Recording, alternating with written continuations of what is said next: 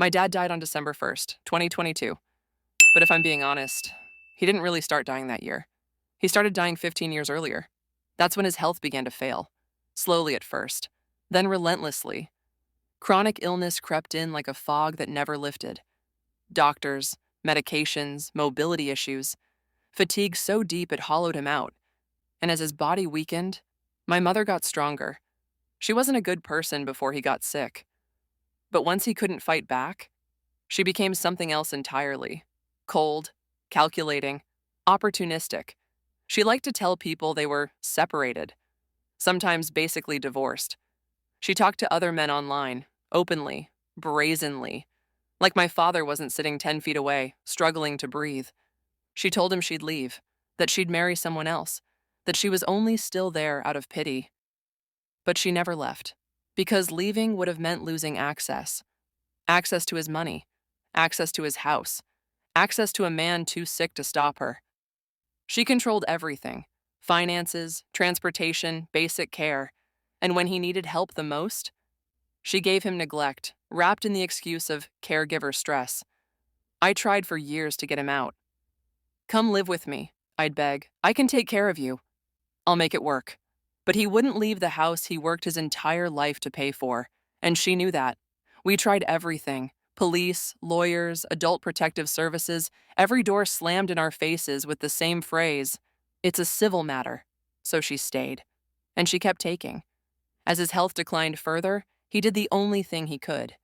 He made me his durable power of attorney, added me to his accounts, quietly handed me the responsibility of protecting what little dignity he had left. It was his last defense. Then, right after Thanksgiving, he crashed. I brought him to my home on hospice care the very next day. I remember the weight of him in the wheelchair, how light he felt, how heavy my chest felt knowing this was the end. I made his final days peaceful, comfortable, full of warmth. I told him he was safe now. And for the first time in years, he was. After he passed, I met with the funeral home to carry out his final wishes. Simple, clear, non-negotiable. He wanted to be cremated. Then the funeral director cleared their throat and said, "We'll need consent from his wife." My stomach dropped. Of course. When I asked her, she didn't even hesitate. No. Just like that. No grief, no hesitation, just power. She only changed her mind after I allowed her to keep the Social Security survivor benefits. Benefits that were already legally hers. She wanted control right up until the end. And that's when I realized something important. If she needed to be seen as the grieving widow, then I controlled the spotlight. I wrote my father's obituary, and I told the truth. There was no mention of a wife, no loving spouse, no grieving partner. Just a man, a father, a life lived despite hardship. When it was published, she lost her mind. Phone calls, texts, screaming.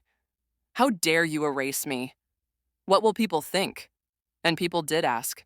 Friends, family, old acquaintances. "Why wasn't your mom mentioned?" So I told them. Calmly, honestly, without embellishment. I talked about the financial exploitation, the neglect, the emotional abuse, the years my father suffered in silence. And one by one, her carefully curated victim image collapsed. The sympathy dried up. The attention vanished. The whispers started. She didn't get to be the grieving widow. She became the truth everyone avoided for years.